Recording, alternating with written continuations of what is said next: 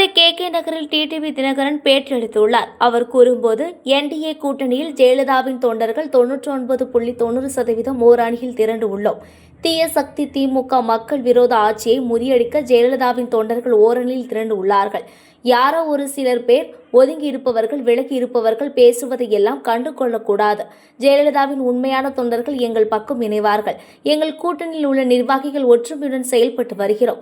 எங்கள் தொண்டர்கள் எப்படியும் ஒன்றிணைய மாட்டார்கள் என்று பலரும் எதிர்பார்த்தவர்கள் பேசினார்கள்.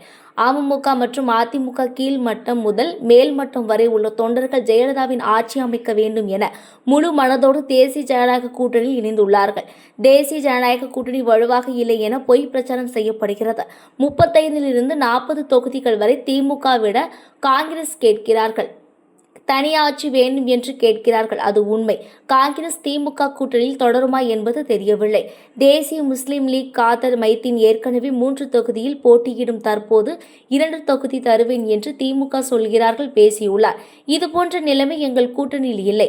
அமமுக அதிமுக கட்சியில் ஜெயலலிதாவால் வளர்க்கப்பட்ட பிள்ளைகள் நாங்கள். கருத்து வேறுபாடுகளை கடந்து ஓரணியில் சேர்ந்துள்ளோம். எங்கள் கட்சிக்கான தொகுதி பங்கீடு உடன்பாட்டை பாஜக மற்றும் அதிமுகவோடு பேசி நல்ல முறையில் நிறைவு செய்வோம். இந்த முறை சட்டமன்ற தேர்தலில் நான் போட்டியிடவில்லை.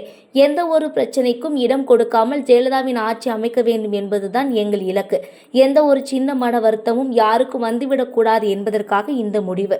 ஏஎம்எம்கே கட்சிக்கு தகுதியான வேட்பாளர்களை கௌரவமான முறையில் பெறுவதற்கு பாஜக கட்சி மூலம் செய்வோம்.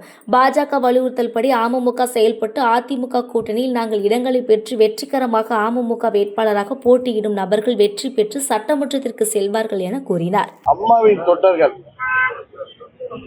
99.9% ஓரணியில் திறந்து இருக்கிறோம். தீய சக்தி திமுகவின் இந்த மக்கள் விரோத ஆட்சியை முறியடிக்க அம்மாவின் தொண்டர்கள் அனைவரும் ஓரணியில் திரண்டு இருக்கிறோம். நிலைப்பாடு அவர் நான் அதையே கிளியரா சொன்னேன். அவர் தனிப்பட்ட முறையில அவருக்கு எல்லா உரிமையும் இருக்கு. எந்த கூட்டணியில வேண்டுமானாலும் போட்டியிடலாம். அது அவருடைய தனிப்பட்ட விருப்பம். ஆனால் மாண்புமிகு புரட்சித் தலைவர் அவர்களின் புகழுக்கும் அம்மா அவர்களின் புகழுக்கும் களங்கம் விளைக்கின்ற விதமாக சட்டமன்றத்தில் அவர்கள் பேசியதை உங்களுக்கு தெரியும். என்ன புரட்சித் தலைவர் அவர்கள் ஆட்சியோடு அம்மா அவர்கள் ஆட்சியோடு திமுக திரு ஸ்டாலின் அவர்கள் மீண்டும் ஆட்சி பொறுப்புக்கு வருவார்கள் என்று சொன்னதை அம்மாவின் தொண்டர்கள் யாரும் ஏற்றுக்கொள்ள மாட்டார்கள். புரட்சி தலைவரின் தொண்டர்கள் யாரும் ஏற்றுக்கொள்ள மாட்டார்கள். காரணம், புரட்சி தலைவர் அனைத்து இந்திய அண்ணா திராவிட முன்னேற்ற கழகத்தை உருவாக்கியதே திமுகவிற்கு எதிராகத்தான். அவர் ஒரு 15 ஆண்டுகளும் அம்மா அவர்கள் 30 ஆண்டுகளும் இன்றைக்கு கிட்டத்தட்ட 50 ஆண்டுகளை கடந்து திமுக எதிர்ப்பில் இருக்கின்ற எங்கள் தலைவர்களின் தொண்டர்களை அவமானப்படுத்துகின்ற விதமாக பேசியதை தான் நாங்கள் வன்மையாக கண்டிக்கிறோம். பன்னீர்செல்வம் அவர்கள் எந்த கூட்டணிக்கு செல்வது அவருடைய தனிப்பட்ட பொறுப்பு.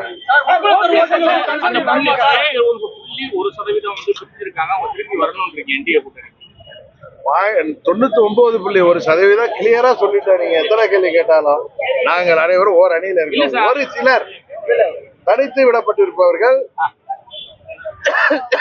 அவர்களும் உணர்ந்து எங்களுக்கு ஆதரவு.